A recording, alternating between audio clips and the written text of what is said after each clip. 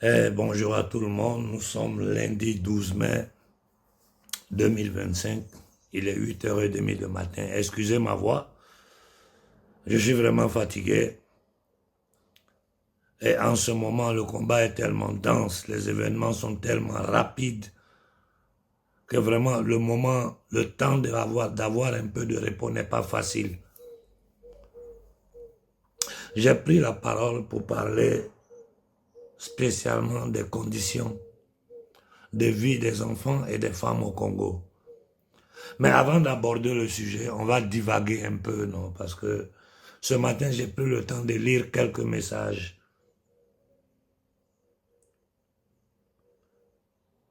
Moi, je crois qu'on est arrivé à un point du combat. J'ouvre la parenthèse pour dire, je suis vraiment satisfait de la mobilisation de la jeunesse africaine. Vous êtes en train de faire un excellent travail. Comme je vous ai dit, c'est une guerre d'information et de communication. Il faut être toujours capable d'anticiper ou de s'adapter au plan machiavélique et diabolique que l'Occident collectif tentera de faire pour maintenir l'Afrique sous sa domination.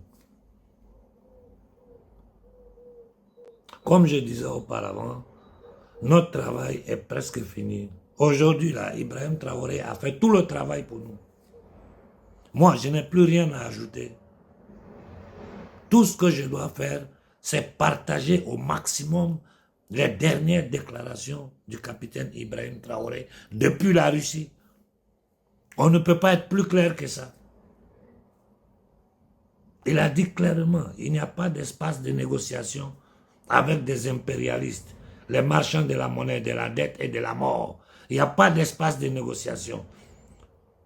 Et je crois que c'est le devoir de chaque jeune Africain de faire circuler ce message-là. Il faut que les déclarations du capitaine Ibrahim Traoré rentrent dans toutes les maisons d'Occident. Il faut que toutes les familles d'Occident l'écoutent. Ce n'est pas Konaré qui parle. Nous, on l'a dit pendant des décennies, on ne nous a pas considérés. C'est un chef d'État qui est en train de parler.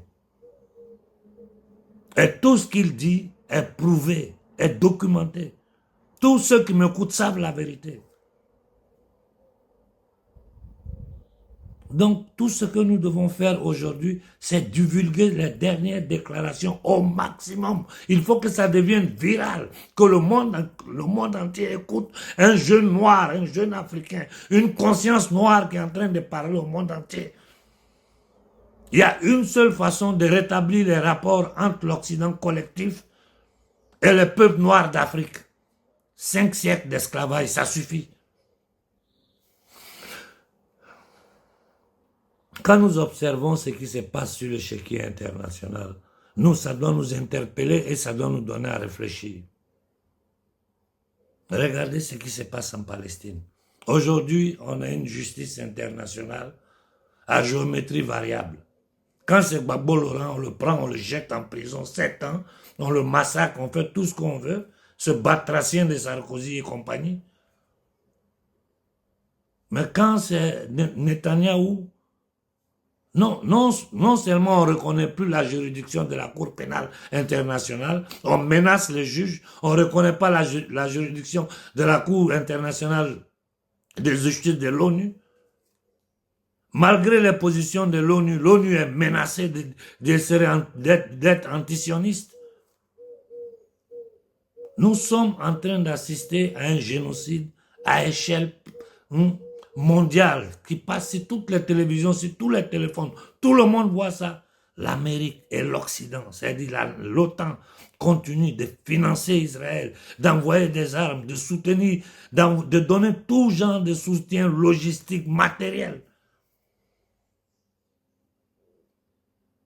Nous avons affaire à des entités démoniaques qui n'ont jamais rien respecté, qui ne respecteront jamais rien. Leur seule ambition, c'est maintenir le pouvoir, le contrôle sur l'humanité tout entière. Et je vous dis aujourd'hui, la chose est plus grave parce qu'ils sont en train de passer d'un paradigme à un autre. Dans le nouveau paradigme qu'ils veulent mettre sur pied, Ils doivent faire la dépopulation mondiale. Et nous, les Africains, nous sommes en première file. Ils veulent nous éliminer en masse, comme ils le font aux Indiens, comme ils le font aux Aborigènes, comme ils le font aux Maoris. Et nous-mêmes, notre propre histoire doit nous dire qu'il y a des gens qui sont capables de tirer ici, des tirailleurs sénégalais, des gens qui sont allés verser le sang, on les a mis en première ligne, on les a utilisés comme chair à canon. Au moment de rentrer à Paris pour défiler, on les a mis derrière. Il ne faut pas qu'on voie les noirs devant. Il ne faut pas qu'on sache qu'ils ont lutté, ils ont versé le sang pour défendre la France et l'Occident du nazisme créé toujours par ces mêmes entités démoniaques qui ont créé Hitler, qui l'ont financé, qui l'ont soutenu, qui, après la fin de la Seconde Guerre mondiale, ils ont empaqueté tous les nazis d'Allemagne, ils les ont envoyés en Amérique du Sud, aux États-Unis, ils ont continué à travailler pour eux. Le premier chef des services secrets allemands après la guerre était un nazi. Et tout le monde sait qui c'était. Nous savons la collaboration des nazis avec le Mossad, avec la CIA. Nous savons que le premier président de l'Union européenne était un nazi. Mais si on rentre dans les détails, votre cerveau va péter. Il y a trop de choses que le grand public ne sait pas. Quand il regarde la dirigeance mondiale aujourd'hui, celui qui connaît la structure, mais tu vois que c'est les descendants des nazis qui sont en train de gouverner. Des gens qui ont été mentalement formatés, des gens qui sont traumatisés, des psychopathes, des narcissistes, comme Macron, Schwab, Bill Gates, des malades mentaux. C'est ceux-là qui sont les chevaliers du système pour imposer au gouvernement, au peuple, le vouloir de ces démons qui gouvernent ce monde. Vraiment, mes compliments au jeune capitaine Ibrahim Traoré. Et nous devons le protéger. Je crois que le message qui a été lancé à travers la dernière manifestation arrivé à la CIA et à tous ces démons qui sont assis à la Maison Blanche. S'il arrive quoi que ce soit à ce jeune garçon, vous allez le regretter. Ça sera la fin de l'empire américano-sioniste. Je vous le dis, vous allez le regretter. L'Afrique sera un enfer pour tout le monde. Vous avez assez tué Lumumba, Sylvanus, Modibo. Il n'y a pas. Tous ceux qui ont tenté de se lever en Afrique pour donner dignité au peuple noir ont été assassinés par les dirigeants de l'Occident collectif. Et aujourd'hui, nous sommes devant une scène raccapricciante. C'est pas possible. Ces gens qui ont financé les terroristes, tout le monde sait que la CIA, l'USN, ces institutions américaines, ces groupes secrets sont derrière le terrorisme dans le monde. Ils ont fait l'opération 11 septembre pour lancer le terrorisme islamiste en complicité avec les élites musulmanes. Qui finance le terrorisme dans le monde? C'est l'Arabie Saoudite, le Qatar, qui ne sont que des États satellites de ces démons qui gouvernent ce monde. Et ceux-là, ils se disent musulmans pendant qu'ils sont les meilleurs amis des adeptes du diable. Il faut lire le monde dans sa réalité. Quand vous voyez que c'est possible dans un monde, à voir tout ce que nous sommes en train de voir à la télévision, en direct, bombarder des enfants, empêcher que l'aide alimentaire arrive, ils n'ont pas droit à l'eau potable en Palestine, et ils disent qu'ils veulent les déporter, ils vont faire des salles territoires. Nous savons quelle est la scatologie qui est derrière tout ça. On ne va pas rentrer dans ce côté ésotérico-politique, non, c'est pas ça aujourd'hui. Même si nous savons la scatologie qui est derrière ça, la création des grands Israël, par des gens qui ne sont même pas sémites, qui sont des Ashkénazes, convertis à l'hébraïsme autour du 8e et 10e siècle, qui ont pris le contrôle du monde à travers l'usure qui a été codifiée dans le Talmud babylonien. Les pourcentages d'usure pendant que l'Église catholique interdisait ça. Nous savons comment, avec la révolution industrielle, la création des premières banques, comment ces gens-là, pendant des siècles, ont pris le contrôle de la monnaie. Le passage qu'il y a eu depuis la finance marrante vers l'Angleterre, tout ce qui a été créé, la banque, on connaît toute l'histoire, on sait qui est derrière, on sait quelles sont les maudites familles qui gèrent tout ce crime contre l'humanité. Et aujourd'hui, nous sommes attaqués sur tous les plans, sur le plan émotionnel, sur le plan psychologique, sur le plan spirituel. Ils sont en train de dévaster l'humanité totalement. Mais nous, Africains, notre cas est particulier. Nous sommes sur le bon chemin parce que je vois comment la jeunesse est en train de bouger. Continuez à bombarder la toile, ne vous arrêtez pas. Ne vous arrêtez pas. Faites circuler le dernier discours d'Ibrahim Traoré partout dans le monde, dans toutes les langues. C'est tout ce que nous vous demandons. Bon, je sais que vers le 25 mai, il y a une manifestation qui se prépare. J'ai même partagé les affiches. Bon, je vais rejeter un coup d'œil dessus, discuter avec les jeunes frères qui m'ont contacté. Et puis nous allons leur donner tout notre soutien. Dans les différents pays d'Afrique où il y a la manifestation, tout le monde doit s'élever. Et tous ceux qui veulent y participer, je crois que vous devez rentrer en contact avec les organisateurs et essayer de faire... Mais vous avez vu comme ça a été beau, le mouvement des Noirs du monde ce jour-là. Partout dans le monde, les Noirs se sont levés pour dire ça suffit. Ne touchez pas à ce garçon. Et c'est très clair, ça est devant nous. Des gens qui n'ont jamais respecté un accord, un traité. C'est pas avec nous qu'ils vont venir respecter ça. Ils n'ont jamais rien respecté. Avec les Russes, on se trouve dans cette situation. Pourquoi? Parce que Minsk 1, Minsk 2, toute tentative de paix a été sabotée. Et tout le monde sait aujourd'hui, c'est clair, que ce qui se passe aujourd'hui entre l'Ukraine et la Russie a été préparé des décennies avant. Ils ne se sont même pas cachés. Nous avons toutes les preuves.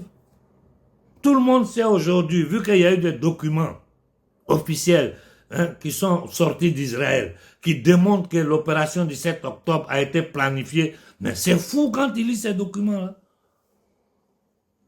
Bon, je ne vais pas rentrer dans trop de détails sous la table, sinon nous allons allonger le discours.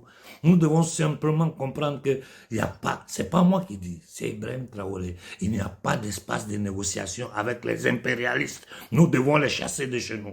Et nous devons, si nous pouvons même, nous aider les Français à se débarrasser de cette élite rothschildienne satanique. Nous sommes tous dans le même panier, dans des conditions différentes. Mais nous sommes tous dans le même panier. Nous sommes tous séquestrés par les ennemis de l'humanité. Je vais m'arrêter là pour ce matin. Excusez cette divagation. Je veux simplement que toute l'Afrique comprenne qu'il n'y a pas d'espace de négociation avec eux. Il n'y a pas. Comment? Ceux qui ont rendu le Congo comme ça, c'est ceux-là qui vont venir négocier pour le Congo? Tout ce qui se passe au Congo qui est derrière ça, c'est la CIA, le Mossad, l'MI6, la DGSE française et compagnie. Ce qui fait plus mal, c'est des Noirs qui participent à ça. Tu vois des Minab, Kabila, Tshisekedi. Moi, je regardez celui du Gabon là. Je le regarde quand j'ai dit, mais ça dit, un petit pays comme le Gabon, sauvagement riche, une petite population. Lui, il préfère les blaguer, les faire danser sur le podium pendant que les Occidentaux ramassent la richesse des Gabonais. Il prend les Gabonais pour des imbéciles. Je le regarde, j'ai honte d'être noir quand je regarde Olivier comment. J'ai honte, moi j'ai honte. C'est comme aujourd'hui les Français ont honte de Macron là. Mais ils ont vraiment honte de Macron, les Français conscients. Moi c'est comme ça, j'ai honte de ces gens-là. Regardez celui de la Guinée, vous appelez ça président? Un drogué, délinquant, trafiquant, accompagné par un agent des services secrets militaires français, qu'il a pris comme épouse. Il est en train de détruire le pays, livrer le pays. Tu vois le vieux du Congo, Sassou Nguesso, écoutez son discours en Russie, c'est des minables, ces gens-là, c'est des minables. Bon, ce vieux franc-maçon atteint de démence sénile, le parrain de Tshisekedi, quel discours il allait lancer là-bas en Russie? C'est des minables, ces gens-là. Souvent, tu te dis, mais à quoi ils jouent? Vous êtes des hommes morts. L'histoire vous retiendra comme des criminels, des assassins, des ennemis de votre propre peuple. C'est ce que l'histoire retiendra de vous.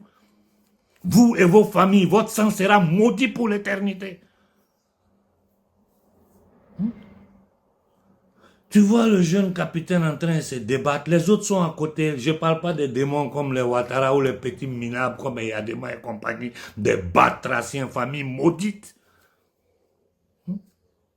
Et dans ça, aujourd'hui, il y a les fake leaders du panafricanisme qui se baladent à droite, à gauche, s'aimer la confusion, chercher à soigner leur image. Parce qu'ils sont dans ça, ils vivent de ça, c'est leur travail. Et ils se font beaucoup d'argent sur votre dos, pendant que vous êtes là avec vos petits gigants en train de souffrir, pour faire votre petite part du combat. Comme je dis, c'est un travail de fourmi. Ces vauriens là se baladent avec...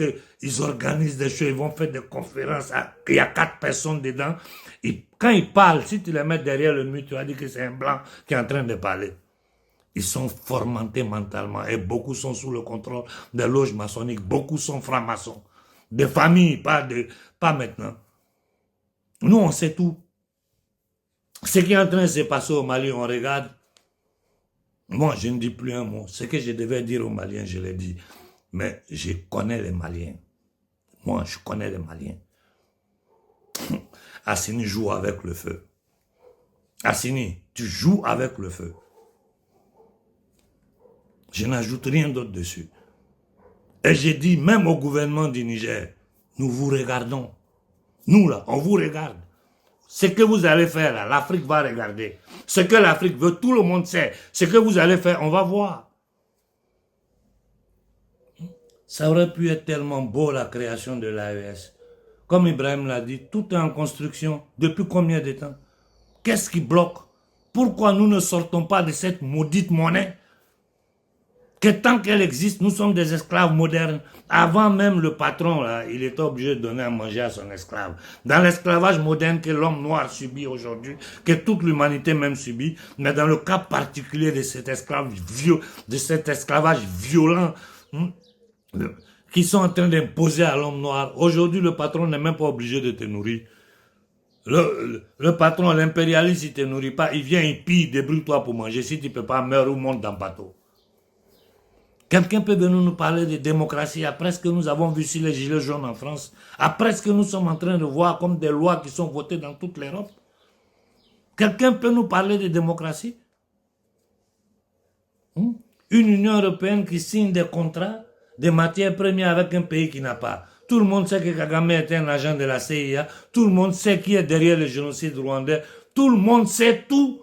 Mais les gens n'arrivent pas à se débarrasser de cette élite parasitaire, satanique, démoniaque, adepte de Moloch, de Baal, de toutes les entités démoniaques qu'ils invoquent pour pouvoir contrôler l'homme à travers les structures, des rituels sataniques. Mais c'est pas possible. Tu regardes sur le plan international, tu vois des gens qui parlent. Soros, quelqu'un qui normalement doit être jeté en prison et la clé jetée. Bill Gates qui est poursuivi en Inde, qui continue à vouloir inoculer, nous fait signer des accords aux pays africains pour inoculer, pour empoisonner notre peuple. Pour diminuer la population africaine. Voilà la vérité. Si je commence à parler, je vais commencer à rentrer dans les détails, on ne va pas en finir aujourd'hui. Je dis seulement, je suis satisfait, je suis content de ce que je suis en train de voir se passer dans la jeunesse africaine. Continuez dans ce sens. C'est un combat de communication. Continuez à bombarder, à bombarder, à bombarder. Faites circuler les déclarations de IB partout. Et parlez-vous, travaillez en vous. C'est un travail de fourmi. Ce combat-là, nous l'avons déjà gagné. Ils sont dans la panique.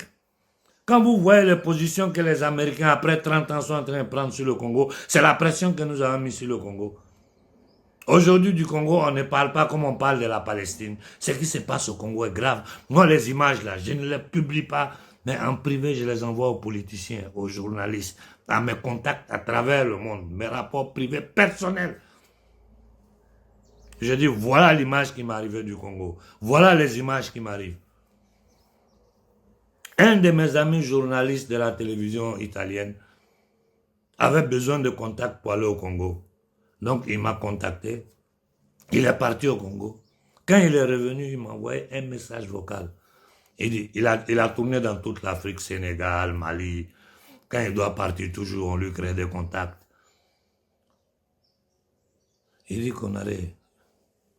J'ai vu beaucoup de guerres, j'ai vu beaucoup de choses. Mais ce que j'ai vu au Congo, là, ça m'a dépassé. Il dit, c'est pire. Même dans la jungle, les animaux ont des règles. Ce que j'ai vu là-bas, ça m'a dépassé. Il est resté choqué. Jusqu'à aujourd'hui, lui et moi, on n'a plus jamais parlé de ce voyage. Et je vous dis, les images que le frère Pascal m'envoie, qui m'arrivent de mes relations au Congo, mais moi, je ne peux pas les poster. Je ne peux pas. Il y a quelqu'un, un de mes amis, un journaliste de premier plan qui m'a écrit matin pour dire, mais Konaré, qu'est-ce que je t'ai fait? J'ai dit, pourquoi? Il dit, mais tu peux m'envoyer ces choses-là en plein matin. Tu viens de détruire ma journée. Comment je vais faire pour manger après avoir, ou me mettre au travail, me concentrer après ces choses? J'ai dit, mais je vous envoie ça pour que vous en parlez. Parce que si je mets ça sur YouTube, c'est que sur le champ tout saute.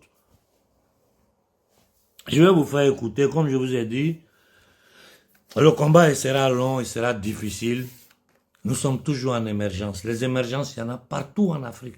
Tu regardes le cas du Soudan, de la Somalie, certaines parties d'Éthiopie, le Burkina, le Mali, le Niger.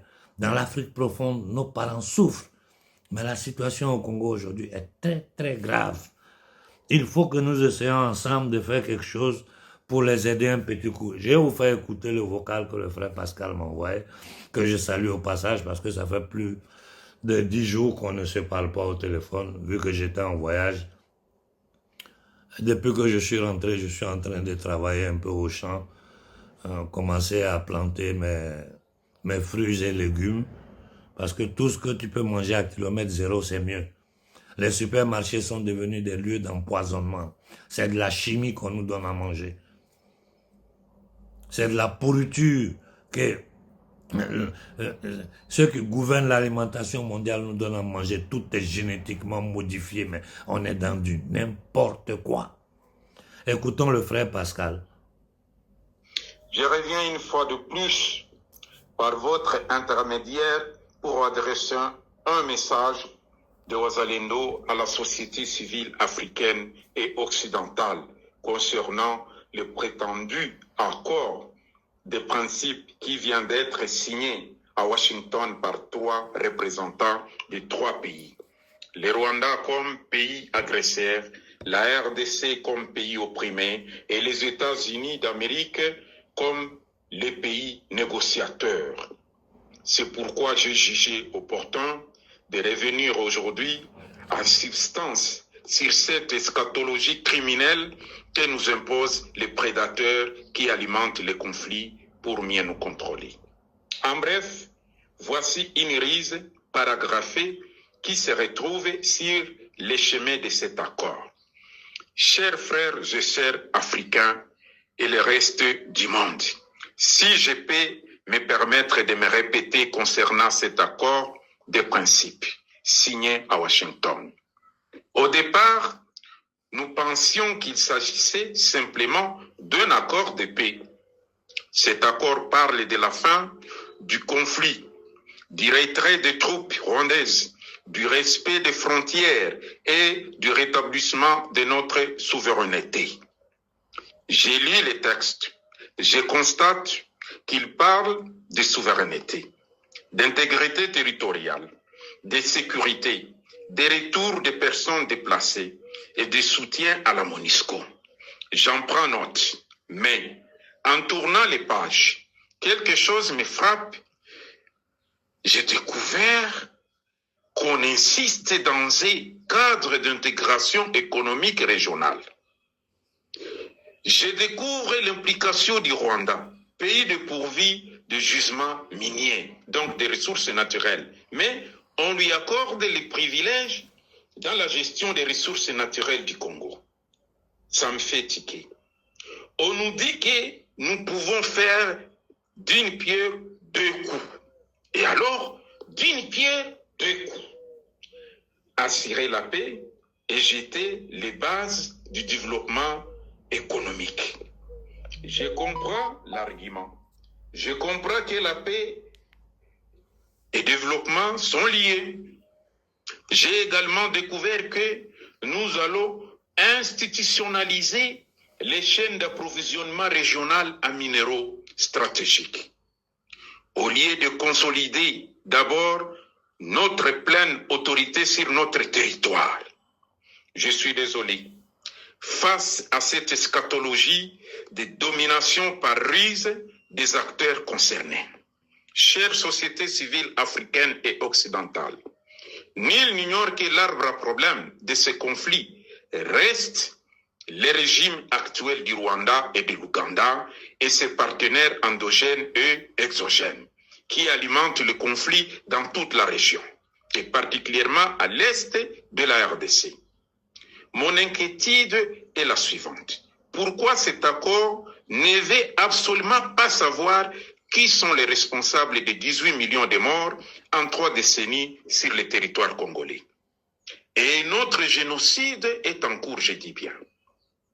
Silence de plumes, de papiers et de micros face à cette tragédie décriée hier et aujourd'hui.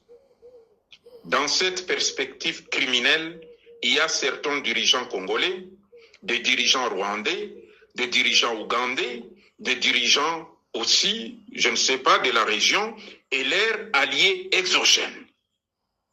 La Cour pénale internationale ignorait-elle ces acteurs qui alimentent ces conflits dans la région des Grands Lacs ou des pays des Grands Lacs, dirais-je?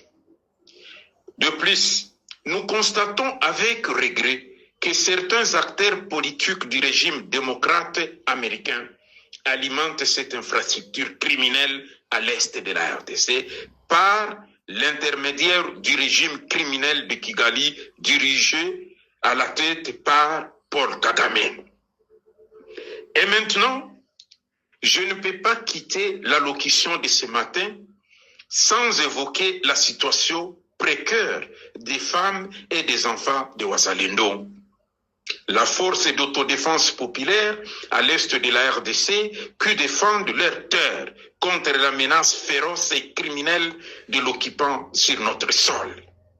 Les Wazalendo sont les peuples autochtones de l'est de la RDC qui défendent ces terres et toute la souveraineté de la République démocratique du Congo contre la menace criminelle et d'occupation extérieure, en particulier le régime actuel du Rwanda dirigé par Paul Kagame. Aujourd'hui, je profite de cet espace que nous offre Konaré pour exprimer la précarité inhumaine, alimentaire, sociale, sanitaire et éducative dans laquelle vivent les femmes et les enfants de Wazalendo, fuyant des forces criminelles rwandaises et ougandaises sur notre territoire. Je lance donc un appel à l'aide auprès de la société civile africaine et occidentale pour venir en aide aux femmes et aux enfants de Wazalendo, victimes innocentes de la folie humaine, endogène et exogène, qui perturbe tout progrès de toutes les couches de la vie nationale à l'est de la RDC. Je profite également de mettre sur cette toile une petite vidéo illustrée de quelques photos qui vous permettra d'avoir une idée générale de la tragédie que traverse notre peuple et particulièrement les femmes et les enfants de Wazalendo face à la barbarie criminelle de l'armée rwandaise et de ses alliés endogènes et exogènes. Je vous dicte donc un numéro de compte où l'aide peut transiter pour venir en aide aux femmes et aux enfants de Wazalendo qui défendent leurs terres. Société civile africaine et société civile occidentale, n'abandonnez pas le Congo en détruisant le Congo. C'est toute l'Afrique qui est détruite et le reste du monde. Suivront. L'origine, l'Occident n'est donc pas épargné par la dépravation de ces entités démoniaques qui veulent rendre le monde impossible et inhumain. Chers frères et sœurs, l'avenir appartient à l'humanité libre. Merci d'avance. Bon, voilà, je vais plus tard essayer de choisir parmi les images qui sont moins fortes et les publier sur mes différentes chaînes pour vous faire comprendre un peu quelle est la condition des femmes et des enfants dans l'Est du Congo. Bon, on avait décidé avant mon voyage que l'argent devait transiter par un certain compte et ensuite serait remis à Pascal pour pouvoir bouger sur le territoire et envoyer du riz, de l'huile, tout ce qui sert à ces enfants-là. Mais vous savez, il y a longtemps, nous sommes dans ce combat-là. Moi, j'ai pris tellement de faux coups que j'ai décidé que, vu que c'est une petite opération, nous ne sommes pas en train de demander qui c'est quoi. Si, je ne parle même pas de ceux qui sont en Afrique, nous de la diaspora, si chacun met 10 euros, en moins de 15 jours, d'une semaine, quelques milliers d'euros, on pourra récolter. Moi-même, personnellement, je vais prendre l'argent, payer les frais de transport, les envoyer à Pascal. Donc, j'ai décidé de mettre un compte. À partir d'aujourd'hui, le compte est activé. Vous allez, en bas de la vidéo, vous allez avoir toutes les informations pour pouvoir faire un virement. Pour ceux qui sont en Europe, c'est encore plus facile. Je vais vous mettre l'IBAN, tout ce qui sert pour faire le virement. À partir d'aujourd'hui, lundi, que la vidéo sort, ou demain, je vais commencer à contrôler le compte jusqu'en fin de semaine. Voici la liste de ceux qui ont payé. Voici ce qu'on a récolté. Je retire l'argent, je le transfère à Pascal. Les frais de transport à ma charge. Après quoi, Pascal me reviendra à moi pour me dire, voilà ce qu'on a fait pour les enfants, voilà ce qu'on a acheté, voici les factures, voici ceci, voici les preuves. Et je reviendrai vers vous avec toutes les preuves. On est obligé de travailler comme ça. Moi-même, personnellement, les gens m'ont escroqué jusqu'à je ne sais plus. Aujourd'hui, même ceux qui en ont vraiment besoin, pour les aider, on hésite. Souvent, les gens te mentent. Tu sais qu'ils mentent, mais tu leur envoies de l'argent. Parce que tu comprends les conditions. Mais ce que les enfants vivent au Congo, c'est autre chose. C'est autre chose. C'est-à-dire, tu t'assois à table, tu ne peux pas manger. Donc, je vous en prie, essayons tous ensemble. En bas de la vidéo, nous allons mettre toutes les indications pour pouvoir faire des transferts. Cette fin de semaine, je reviendrai en ligne pour vous faire le compte rendu avec les cartes de la banque. Tout est clair, tout est documenté. Voilà ce que nous avons reçu. C'est 2000 euros. Bien. Pascal, demain matin, je t'envoie les 2000 euros. Ce que tu fais, tu me fais compte rendu. Moi, je fais compte rendu aux peuples africains, à la diaspora africaine. Nous avons d'autres projets en tête. Donc, pour le moment, je ne peux pas en parler publiquement, mais nous sommes en train de réfléchir comment faire pour aider le gouvernement burkinabé. Parce que si toute l'Afrique met la main dans la poche, si toute la diaspora s'élève, ces milliards nous allons donner au capitaine Ibrahim Traoré. Nous sommes en train de réfléchir, tout est embryonnaire, mais nous travaillons dans ce sens-là. Sans oublier les conditions des enfants au Soudan. Bon, on n'a pas de contact clair au Soudan, donc on ne peut pas agir au niveau du Soudan. Il y a beaucoup de situations en Afrique. Quand tu n'as pas de gens de confiance, tu n'as pas de contact clair, tu ne peux pas t'engager. Mais au Congo, nous avons le contact, le frère Pascal, qui est un homme de confiance. Et je ne veux pas que l'argent passe à travers des structures jusqu'à arriver à lui. Non, ça passe par moi. Voilà ce qu'on a eu. Pascal, tiens ça. Tu finis le boulot, tu me fais le compte rendu, moi je fais le compte rendu à l'Afrique. Point, il n'y a pas à discuter dedans. Dans toutes les opérations que nous allons mener, c'est comme ça qu'on va procéder. C'est-à-dire ouvrir un compte où tout le monde peut jeter un coup d'œil dessus, voir qui a mis, qui n'a pas mis. Après quoi, qu'est-ce qui a été fait avec l'argent? Je vais m'arrêter là pour ce matin. Je dis au frère Pascal Ouazalendo du courage. Nous, derrière le rideau, nous poussons les pions. Cette fin de semaine, je suis invité à une méga manifestation, mais je ne crois pas que j'irai pour une question de sécurité, parce qu'il y a beaucoup de choses qu'on ne dit pas sur la toile, et je ne suis même pas autorisé à en parler, mais ce que notre frère Benzin, mon jeune frère, Benzin est en train de vivre en ce moment, vous ne pouvez même pas vous imaginer. Mais moi, je dis une seule chose aux pouvoirs occidentaux, surtout au gouvernement français. Benzin, regardez-le et laissez-le tranquille. Parce que s'il lui arrive quoi que ce soit, ça va vous surprendre. Ce que le gosse est en train de subir en ce moment, vous n'avez pas la moindre idée. C'est les choses dont on ne vient pas en ligne pour en parler. Mais je vais en parler dans le futur. Parce que plus on en parle, plus ils sont coincés. Plus on sait tel comme Benzin est en train de faire et subir tous ces trucs-là, ça ne nous arrange pas. À chaque fois qu'un de nous sera attaqué, il faut que tout le monde se lève pour le défendre. Parce que c'est-à-dire, ça me dépasse, quoi. Tu te rends compte que ces gens n'ont plus de retenue. Moi, ils m'ont même empêché d'ouvrir un compte bancaire pour créer une organisation pour aller aider les Africains. Ils m'ont refusé ça. Ils ferment les comptes des gens ici sans explication. Voilà le pouvoir auquel on a fait. Et nous sommes dans une situation, aujourd'hui, sur le chéquier international, on ne peut pas dire on est neutre. Tu dois choisir ton camp. Et nous, Africains, on va choisir quel camp?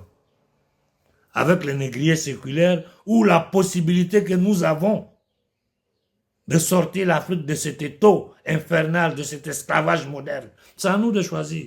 Il n'y a pas beaucoup à dire. On veut rester dans le système qui nous tient sous perfusion, dans la faim, dans l'humiliation, dans la misère, dans la guerre qui nous déverse terroristes, qui ont tué tous nos dirigeants, ou bien on veut rentrer dans un nouveau système qui va nous permettre de pouvoir vivre en dignité, en paix, en harmonie avec tous les peuples du monde.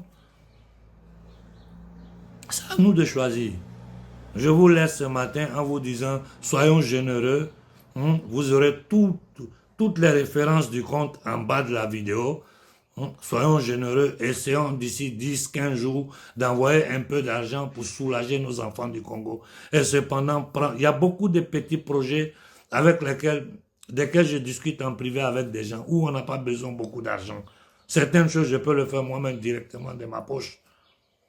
C'est-à-dire de certains quartiers où c'est vraiment, même l'eau potable, il n'y a pas. Envoyer l'eau potable dans certains villages, dans certains quartiers, c'est des petits projets que nous pouvons faire depuis la diaspora et aider nos frères. Le problème, c'est un problème de confiance. On ne se rend pas compte de l'importance de l'eau potable tant qu'on ne l'a pas. On ne se rend pas compte de l'importance d'un bol de riz tant qu'on n'a pas faim. Et nous qui nous sommes sacrifiés, laissant le continent, nous qui nous sommes sacrifiés, laissant notre terre, pour venir avoir des miettes ici, là. Essayons d'aider ceux qui sont restés là-bas. Pendant que nous menons ce combat qui sera très long, nous allons verser beaucoup de sang. Mais nous allons vaincre ce combat-là. Je finis en disant merci au capitaine Ibrahim Traoré. Merci du fond du cœur. Merci. Bonne journée à tout le monde.